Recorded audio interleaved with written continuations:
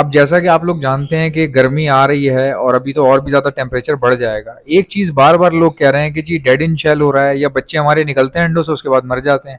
Parents भी कुछ ख़ास रिस्पॉन्स नहीं दे रहे, चाहे वो कोई भी बर्ड हो, लव बर्ड हो, कॉकटेल हो, बड़े पैरट्स हों, यहाँ तक के रिंगनेक तक में भी ये मसले आ रहे हैं। रिंगनेक तो बड़े आराम से हैच करवा देता था बच्चे, लेकिन अब क्या हो रहा है ये? अब ये गर्मी के साथ-साथ ना मसला बढ़ जाएगा। पहली बात तो ये कि देखें जब गर्मी आती है ना, तो ये वो नाजुक टाइम होता है जिस टाइम हम चीज़ों को इग्नोर कर देते हैं और हमारे बर्ड की आंखों में खारिश शुरू हो जाती है गर्मी की वजह से, जलन की वजह से। जब गर्मी होती है ना, धूप चल रही है बाहर और दीवारें अंदर, घर के अंदर भी तपिश है, हब्स हो रहा है बहुत ज़्यादा। जिन लोगों के घर ऐसी जगहों पे नीचे के मकान हैं या धूप के अंदर छत के ऊपर, अगर किसी का घर ऐसा है जिसका टॉप फ्लोर पर है, तो डायरेक्ट धूप पड़ पड़ के छतें तप जाती हैं। अब मैं आपको बताता हूँ कि आप क्या क्या चीज़ें करेंगे जिसकी वजह से आपका टेम्परेचर कंट्रोल हो जाएगा। टेम्परेचर कंट्रोल, ये सुन सुन के बातें बहुत सारे लोग जो है ना वो तंग आ गए हैं। अब इसका हल क्या है, वो हल निकालना है हमने, बजाय इसके कि हम जो है वो रोना पिटना डालें।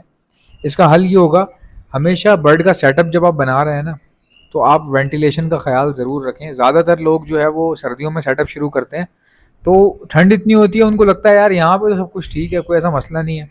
और अगर आपकी एक खिड़की है ना, सिर्फ एक खिड़की है अगर, तो आप समझ लें कि कुछ भी नहीं है वो खिड़की कुछ भी नहीं है। कम से कम 2 खिड़कियाँ होना ज़रूरी है। अगर आपकी 2 खिड़कियाँ नहीं हैं, तो आपकी एक खिड़की खुली हुई हो और उस कमरे का वो दरवाज़ा भी खुला हुआ हो। अगर खुला हुआ नहीं रख सकते, कोई मसला है, तो जाली वाला दरवाज़ा लगा लो कि हवा क्रॉस हो जाए उसमें से। अगर आप ये नहीं करते फॉर एग्ज़ाम्पल, तो आपका बर्ड जो है वो कमा के नहीं देगा, उल्टा आपका सरदर्द बन जाएगा। आप इनको देख रहे हैं, इन्होंने आउटडोर सेटअप लगाए हुए हैं, तो इनके लिए इनके बर्ड बहुत अच्छे ब्रीड कर रहे हैं। इतनी सर्दी में इन आउटडोर वालों को प्रॉब्लम तो होती होगी, लेकिन चूंकि बर्ड रह के इतना हेल्दी हो जाता है आउटडोर में, उसको जिस तरह का माहौल मिलता है। देखें, ब्रीड आती है इंडोर में भी। दुनिया भर में जो बड़े बड़े ब्रीडर हैं वो इंडोर ब्रीड ले रहे हैं, बजरी से इंडोर ले रहे हैं, कॉकटेल से ले रहे हैं लोग इंडोर। तमाम कॉकटेल के आप सेटअप देखेंगे तो वो इंडोर है। हालांकि आउटडोर में फ़र्क क्या है कि ख्याल नहीं रखना पड़ता बर्ड का। आउटडोर में कभी भी बर्ड का ख्याल नहीं करना पड़ेगा आपको। आप दाना देर से डालेंगे चल जाएगा, पानी लेट चेंज होगा चल जाएगा। क्यों? क्योंकि बाहर की जो लाइट है ना, जो कुदरती जो धूप है, रोशनी है, और जो डायरेक्ट ऑक्सीजन मिल रहा है, वो सपोर्ट करता है बर्ड की हेल्थ को बरकरार रखने में। लेकिन इंडोर वाला जो परिंदा है ना, उसके ऊपर नज़र रखनी पड़ती है। ज़रा सा भी पानी गंदा है, फेंक के फ़ौरन डाल दो। क्यों? क्योंकि यार वो आपको बता नहीं सकता और आपको पता चलना नहीं है। तो कभी कभार जो है ना, पानी फ्रेश डालने के बाद ज़रा प्याला सूंघा करो, 3 घंटे बाद ही उसमें से कोई ना कोई स्मेल आ सकती है। मैं नहीं कह रहा आती होगी, आ जाती है, कभी कभार ऐसा होता है। तो जितना भाई आप देखोगे अपनी चीज़ों को, जितना आप उनका ख्याल रखोगे, तो इसमें मेरा तो फ़ायदा नहीं होगा, ऑब्वियसली आपका ही होगा। अब एक और बात कि वेंटिलेशन इतनी ज़रूरी है। मैंने रिसेंटली एक वीडियो डाली थी, तुर्की में या पता नहीं कहाँ पे, कोई दूसरी जगह का कोई बंदा था, उसका पूरा सेटअप मर गया। अब वो सेटअप मरने की मैं वजह बताना भूल गया वीडियो में, मैंने सारी बातें कर ली और वजह ही बताना भूल गया। देखें भाई, उसकी वजह ये थी कि वो बंदा जो था ना, वो आपको पता है तुर्की में लोग जो सेटअप लगाते हैं वो इंडोर लगाते हैं। और तुर्की में ज़ाहिर है जगह कम होती है। तुर्की में इस तरह के घर नहीं है कि लॉन भी होगा तो ये होगा। वहाँ बड़ी महंगी रिहाइश है, वहाँ पे टूरिस्ट कंट्री है ना, वहाँ पे टूरिज्म बहुत चलता है। तो वहाँ इतने लोग घूमने आते हैं कि वहाँ पे जगहें छोटी छोटी हैं और बड़ी महंगी रिहाइश है। जो लोग बाहर से आते हैं उनको बड़ी मुश्किल से कमरे मिलते हैं रहने के लिए। तो वहाँ पे जो सेटअप होते हैं ज़्यादातर अंडरग्राउंड होते हैं, यानी ज़मीन के नीचे होते हैं। कई लोगों के घर के ज़मीन के नीचे बेसमेंट में होते हैं। तो ये लोग क्या करते हैं, उस बेसमेंट में किसी भी तुर्की का सेटअप देख लो आप, पहले पाइपलाइन बिछाएगा वो पाइपलाइन होती है वेंटिलेशन के लिए, पाइपलाइन होती है वो वेंटिलेशन पहले बनाता है, बाद में बर्ड्स लेके आता है। तुर्कियों की निशानी है ये, पहले वो वेंटिलेशन पाइपलाइन बिछाएंगे जहाँ पे वो रख रहे हैं, उसके बाद वो मेडिसिन खरीदेंगे, फिर वो बर्तन धोने के लिए एक जगह सेलेक्ट करेंगे, फिर वो एक ट्रे लेकर आएंगे। जो मेहमान के आने पे चाय लाते हुए नहीं लेके आते, वो चीज़ें लेकर आएंगे। क्यों? उनको पता है कि यार बर्ड के आने से पहले पहले उसकी जो रिक्वायरमेंट्स है वो पहले ले आओ। हमारे यहाँ क्या होता है, बर्ड पहले ले आते हैं, दाना बाद में जाने मतलब जाने, बर्ड पहले ले आते हैं और दाना जो है बाद में लेने के लिए जाते हैं कि यार अब ये खाएगा क्या। और ये इतनी गंदी चीज़ होती है ना कि बहुत गलत बात है, ऐसे नहीं करना चाहिए। प्लानिंग के साथ काम करें। प्लानिंग तो कहते हैं कि प्लानिंग तो हमारे मज़हब ने हमें सिखाया है कि कोई भी चीज़ अगर आप करने की कोशिश करें, उससे पहले मशवरा भी कर सकते हैं किसी से, उसके बारे में तैयारी भी कर सकते हैं। तो हमारा मज़हब हमें सिखाता है ना कि कोई भी काम करें सोच के, मशवरा करके, देख के, प्रॉपर तरीके से, जिस तरह वो चीज़ों को सक्सेसफुल करने के लिए किया जाता है। आप में से किसी को भी हैंड फीड करवाने के लिए प्रोफेशनल इंजेक्शन चाहिए तो आप इंजेक्शन लिख के सेंड कर दें मेरे व्हाट्सएप के ऊपर। सामने मेरा व्हाट्सएप का नंबर देख रहे हैं, ये 12 से 24 घंटे में ऑर्डर इंशाल्लाह बुक हो जाएगा आपका। खैर वो तुर्किश भाई के जो बजीज मरे उसकी मैं रीज़न बताता हूँ, लंबी हो जाती है बात बार बार, क्योंकि मैं एक्सप्लेन करने की कोशिश करता हूँ जितना हो सके। अच्छा, कई लोग ना सुनते सुनते ज़ाहिर है उनको फील होता होगा यार जो बात बता रहा है जल्दी से बोल दे। अब वो जल्दी से तो बोल दूंगा, लेकिन मेरी वीडियो एक समझ लें कि फुल सदका जारिया भी होता है।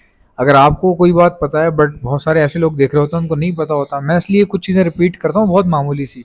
अच्छा, उन भाई के जो हैं बजीज इसलिए मर गए थे जिनका पूरा सेटअप तबाह हो गया था।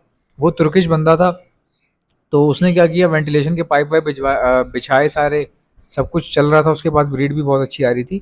उनमें कोई ख़राबी आ गई होगी, बंद हो गए होंगे, कोई मसला आ गया, उसको पता नहीं चला, वो बहुत लेट वापस घर गया तो उसने देखा ऑक्सीजन ना होने की वजह से उसके बर्ड मारे गए। अब आप देखें यही बर्ड अगर आउटडोर में रखे होते तो ये सब चीज़ें ना होती। तो इंडोर में ये समझ लें कि कोई ना कोई जिम्मेदारी हमारे सर पर है भाई, लाजमन है, ज़रूर है। तो ये वो चीज़ें होती हैं जो हम समझते नहीं हैं।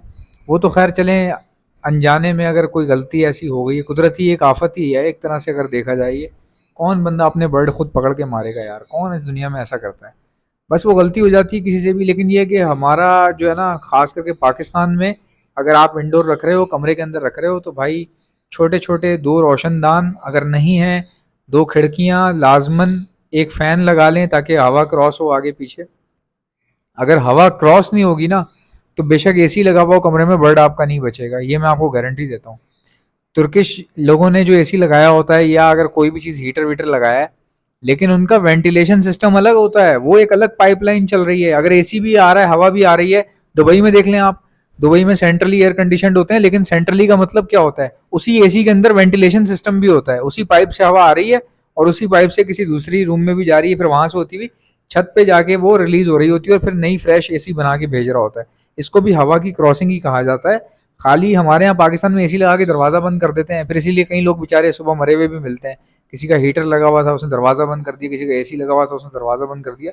थोड़ी सी जगह छोड़ा करें हवा के लिए। बर्ड के साथ भी ऐसे ही है, बर्ड को हवा का गुजर चाहिए, गुजर, हवा नहीं चाहिए। मतलब एक तरफ से हवा आ रही है बट उसको रिलीज होने का मौका नहीं मिल रहा, तो वो भी एक एयर प्रेशर जो है जनरेट हो जाता है, उससे भी फिर क्या होता है, घुटन होती है, बर्ड सांस नहीं ले पाता। सो गाइज, आप में से किसी को भी दाना चाहिए तो आप हमसे ऑर्डर पर मंगवा सकते हैं। तरीका क्या है, दाना लिखो और सामने मेरा व्हाट्सएप है, इसके ऊपर भेज दो, इंशाल्लाह 12 से 24 घंटे में आपका ऑर्डर बुक हो जाएगा।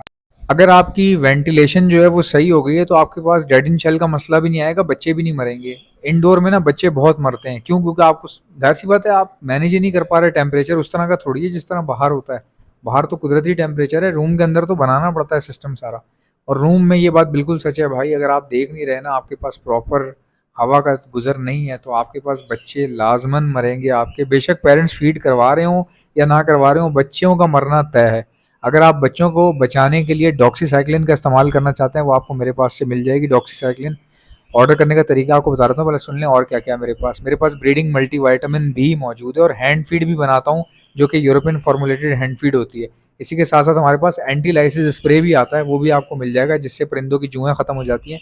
परिंदों के ऊपर मारा जाता है लेकिन परिंदों को कुछ भी नहीं होता। इनमें से कोई भी चीज़ चाहिए, उसका नाम लिखो, सेंड कर दो मेरे व्हाट्सएप के ऊपर, सामने मेरा व्हाट्सएप का नंबर है। इंशाल्लाह मिलते हैं नेक्स्ट वीडियो में। चैनल को लाइक कर लेना, सब्सक्राइब कर लेना। अल्लाह।